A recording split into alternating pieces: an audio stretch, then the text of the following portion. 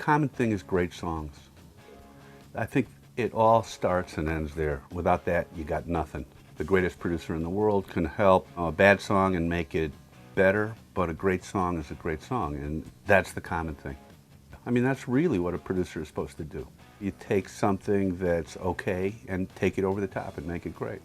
It doesn't always happen. There's a harmonic convergence when it happens, and it doesn't always happen. And you think you can go in at will and make a hit, a great record, and you can't always do it. The ingredients aren't always there, no matter how great the producer is. But get a guy like T-Bone Burnett, for example, and he can take something that is mediocre, but give it so much life and so much personality, and create something that's unique. And you could hear, 2 bars of it and go, it catches your ear, and you go, that's really great. And he does it with, getting unique sounds and getting really unique musicians together, and he makes it so that the whole is greater than the individual parts. And I think that's what a great producer will bring to the party. A love of music, love of musicians, a love of the process of doing it. A guy like Mutt Lange, I think, can manufacture a hit at will. I don't know many other people that can do it like that. But it's harmonic convergence, and you can do the same thing with the same musicians and try to do it, the same way every time, and it never comes out the same. So you just can't predict. At this point, I've been doing it a long time, and I'm working with friends, people that we have a long history together. I've done a lot of projects together. When they hire me, they kind of know what they're getting. I'm hoping that's why they hire me. So, I get a pretty long leash. Enough pre-production that we know what the material's going to be, and we have an idea of what we're going to do.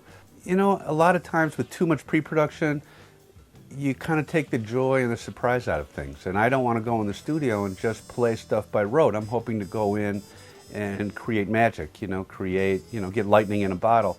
And for me, a lot of times that comes from discovering, what a song is about and what a performance is. If I can capture that, a lot of times that's where the magic is, and it's sometimes the first time playing a song or the second, and you just discover something. And for me, doing too much pre-production, it takes some of that magic out of it. People come in and play, and it's more by rote and less playing with heart. And I'm really just looking for that heart and for the happy accidents and just, discovering things about a song that we may not have thought of, trying to do it more analytically. Bonnie Raitt's Nick of Time was just magic. It was the first time that Don Was and I had worked together and with Bonnie, and that was just one of those things. When we were making the record, you knew it was great, the band was great, the songs were great, Bonnie was unbelievable, the studio was great. It was just one of those things that, same kind of magic that happened, and we knew that, that it was a great record. Our only concern was making great music and being true to Bonnie and being true to her songs, and that was it. And when it did really well, that really made it great. That was the icing on the cake. And a lot of us got careers out of that. Bonnie's career was revitalized. Don Was became, super duper producer, and and my phone rang off the hook. We had all the work and people willing to pay us and be happy to go in the studio and work with us. Being in the studio is the purest, and it's always great. Emotions run high, people can go crazy, people can get insane and act out. I mean, that just happens, but that, you deal with that, that's fine. But the studio, the point of creation and making music, everybody working together to make a song great, it's always good. It's always good in the studio. You get tired and you're in there a long time. You run into roadblocks, but you work through it, and that's what professionals do. And you keep your sanity and you keep your head, and you just keep trying to move forward. If it's not happening, you go home, and we come in and tackle it again the next day. The studio is always great. Always the worst part for me and for many people that do it, and it doesn't happen as much as it did now, but the corporatization of the music companies. Traditionally, we'd go in the studio and it was the artists that ruled. It was about making great music, and the labels backed you up, but they didn't, they let an artist go. You make great music, and hopefully you would get something great out of it. And then they would go market it and sell it, get it to radio, whatever it took.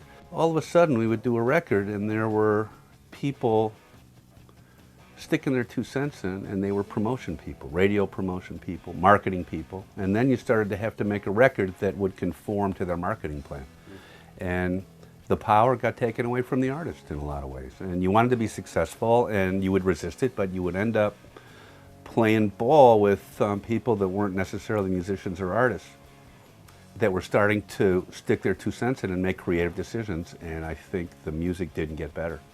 And that was always the most frustrating, you know, when you would, you know, send your finished record in and then hear back from some promotion guy who, you know, who objected to something, and it would take the wind out of your sails, certainly. In a lot of ways, it ruined music. We're at a point now that we don't come across that very much. For the most part, with bands, you know, having their own labels and doing their own marketing, you really have to answer to the musicians and having to answer to the artist and making, you know, and making their vision a reality. And that's what it's always been about. And, you know, keep the business people out of it.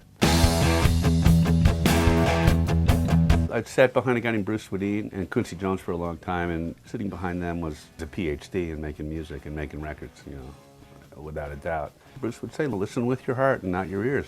Find the emotion in a song to get people to feel something, reminded they have a soul. That's it. You know, lead with this. Always, you know, lead with your heart. You know, in life it's that way. You know, make your decisions based on what you think is right. You know, your intellect comes into it, but it's your heart that rules. And if you follow your heart, I don't think you're ever going to go wrong.